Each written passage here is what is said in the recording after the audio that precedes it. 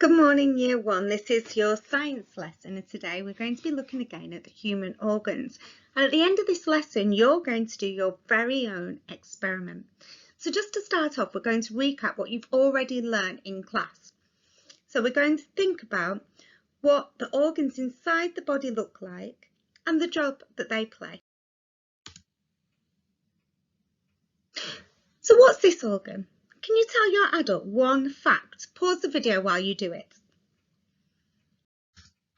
You're right, this internal organ is the brain, and the brain is the most important organ in the body. It's in the head and it's protected by the bone in your head, which is the skull. And it's like a powerful computer which controls everything that we do, from our thoughts and our movement and breathing. The brain is the centre of all our nervous system. So when you feel pain, you get that message from the brain, because there's billions of nerve cells which send information all around our body to our brain. How about this organ? What is this internal organ called? And can you tell your adult one fact about this internal organ? You've done some work on this already. Pause the video while you tell your adult what you know. Did you get it right? It's the heart, and it's another one of the most important organs in the body. It's in the chest, and the heart is protected by some more bones, and that's the rib cage. And its main job is to pump the blood to every part of the body, and the blood carries the oxygen around your body and the food and the vitamins and the minerals that your body needs to move, think, grow and repair itself. Amazing.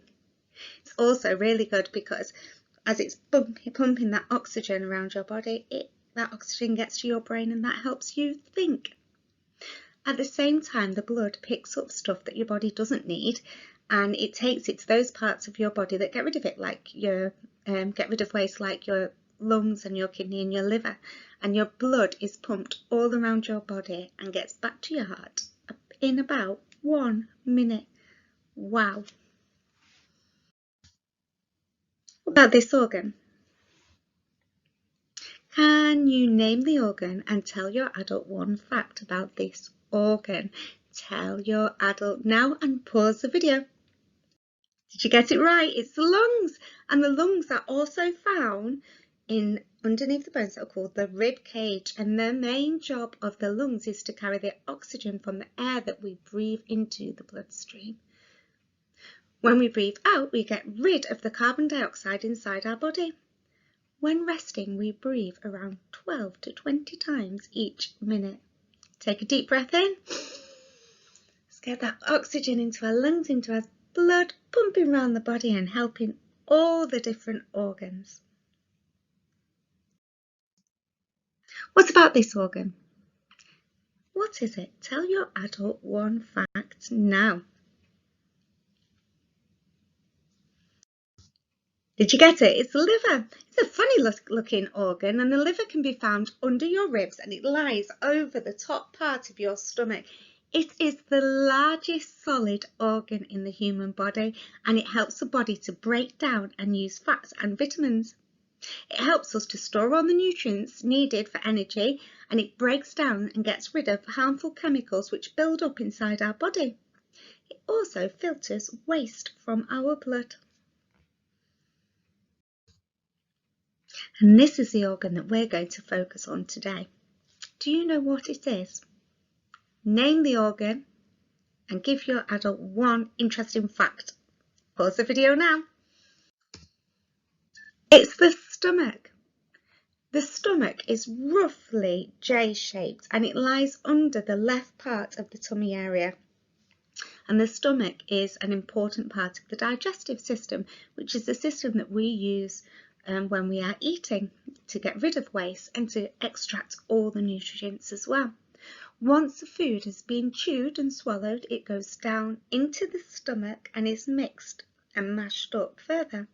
The strong muscles in the wall of the stomach help break down the food, and then it's passed along into the small intestine. And that's how we get rid of waste, and also how we extract the nutrients as well. we're going to find out some more information about the stomach.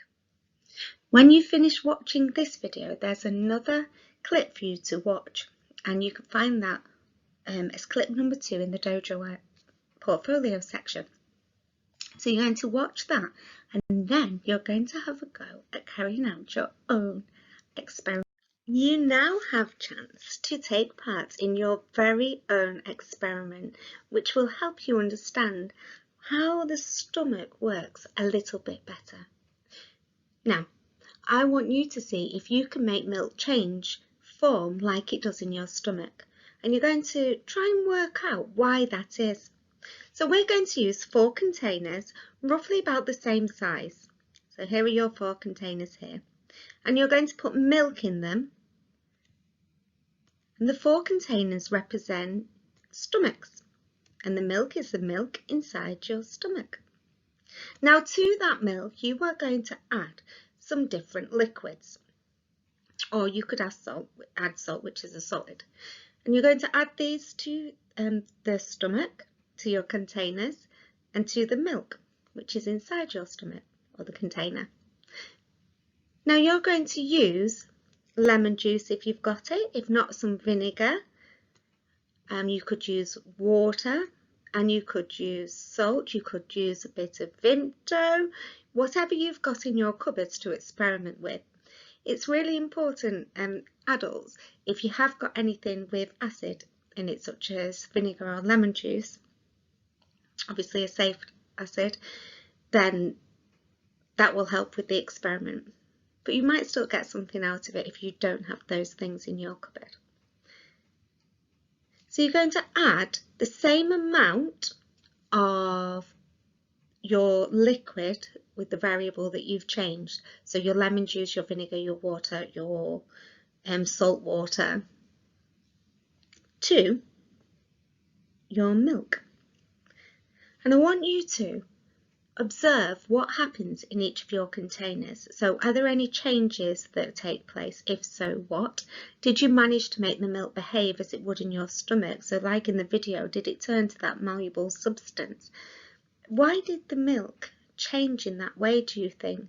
And how does this experiment explain what happens in the stomach? So when you're writing your results or recording yourself talk about your results, I want you to consider these questions here. Just to recap, you're going to use 4 containers. You're going to put the same amount of milk in those containers. Then you're going to choose 4 liquids. Preferably one of those liquids will be an acid. You will put the same amount of those liquids into each of your containers with the milk. You will then observe what happens in each container. You will see if you manage to make the milk behave as it would in your stomach. And you're going to answer the question, why did the milk change in that way? And how does that experiment explain what happens in the stomach? I'm really looking forward to seeing your experiments and to hear your discussion or read your writing about them. That's the most important part. And it might be that nothing happens, and I want you to think about why that is. Okay, I look forward to seeing your experiments, and I'll see you soon. Bye.